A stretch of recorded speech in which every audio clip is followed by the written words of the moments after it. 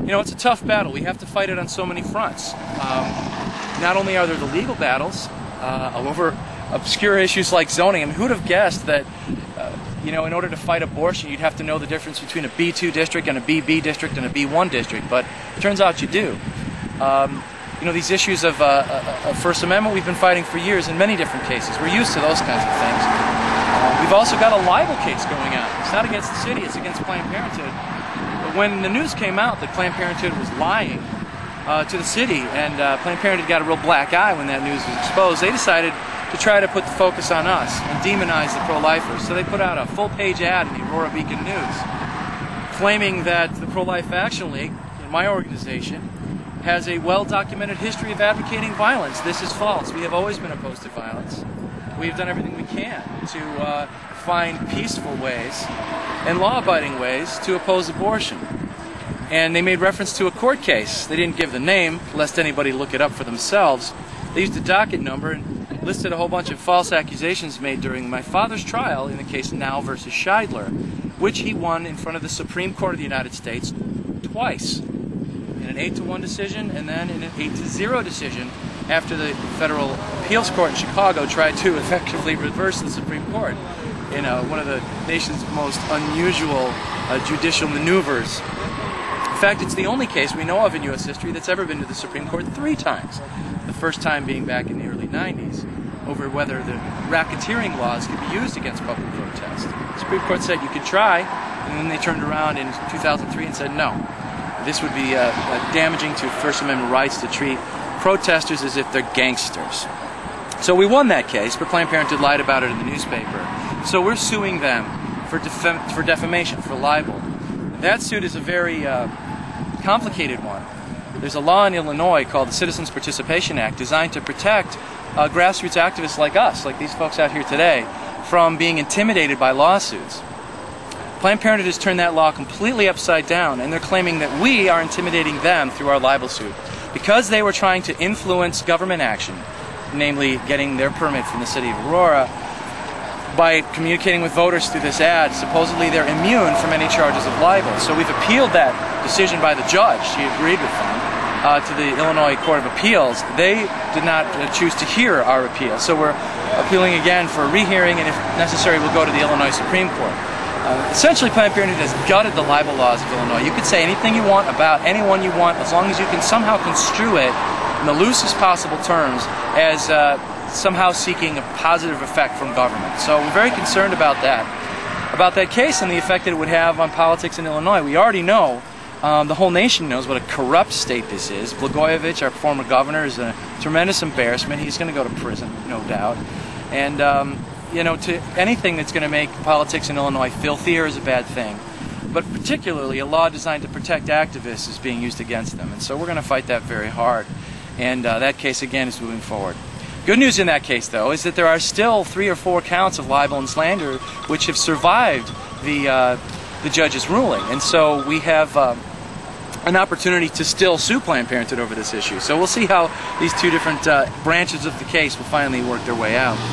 And of course, we continue to do our most important work, which is to pray and offer counseling right out in front of Planned Parenthood. Today we have a wonderful counselor, Wanda Geist. She's been out here nearly every Saturday since the place opened. She has saved innumerable babies from abortion by reaching out to their mothers and offering the compassionate face of Christ, help, a listening ear, any kind of assistance that she can provide, and the message that the life is a gift to be cherished and not a burden to be destroyed. Very good, bro.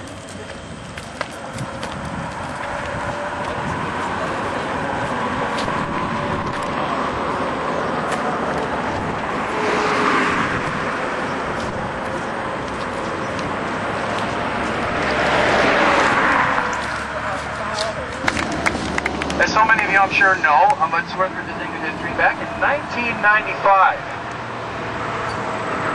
the General Assembly, with a pro-choice governor, passed and signed into law the Parental Notification Act of 1995. That law was immediately enjoined by a federal judge at the behest of the ACLU, American Civil Liberties Union, backed up by Planned Parenthood. For 14 years we fought to get that law finally enacted. Even our pro-choice Attorney General, Lisa Madigan, fought to get that law implemented. She didn't fight very hard. We knew her heart wasn't in it, but she did the right thing. And now, finally, after 14 years, that law is being enforced in our state. And this is a very significant victory for the state of Illinois and for the Midwest. Because Illinois, because of our very loose laws, has become an abortion dumping ground. And we see it here at Planned Parenthood Aurora. This place is on the outskirts of town, in part to make it easier for people coming from Iowa, Wisconsin, even Indiana, to skirt their way around the city and come to get an abortion. Because laws in Wisconsin, Iowa, Indiana, Kentucky, Missouri, all the states surrounding us, require that parents be informed before their minor daughters get abortions. And so Illinois has become the minors' abortion dumping ground of the Midwest. We see it here, we see it at abortuaries like the one in Granite City, which is near to Missouri.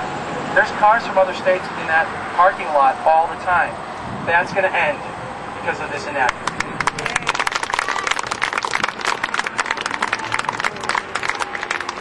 And that means that abortion rates are going to go down. Now, as we celebrate this victory, it's important for us to remember, and I know we all do, maybe it's worth saying, that we're going to keep fighting to protect the life of every unborn child, not just those unborn children whose mothers are minors. Every unborn child deserves a right to life, regardless of the situations in which they're conceived. We are all innocent of our parents' sins, of our parents' struggles, of our parents' difficult situations. We deserve to live. Every unborn child deserves to live. And we're going to keep fighting for that. That is our ultimate goal. But we do celebrate this victory because it means that unborn babies will live who might otherwise have died.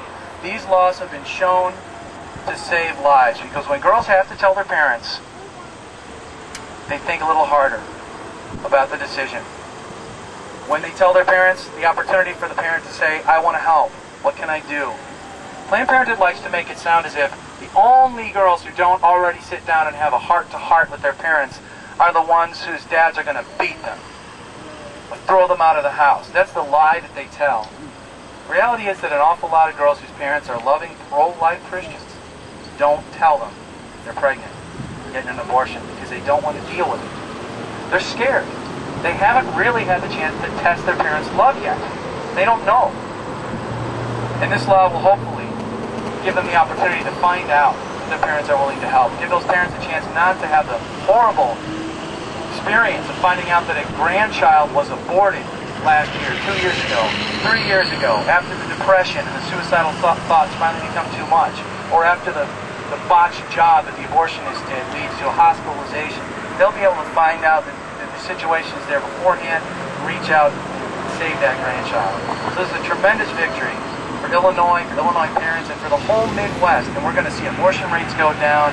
We're going to see Planned Parenthood's revenues go down. And this is a tremendous thing. We're very thankful for. So thank you and bless you so much.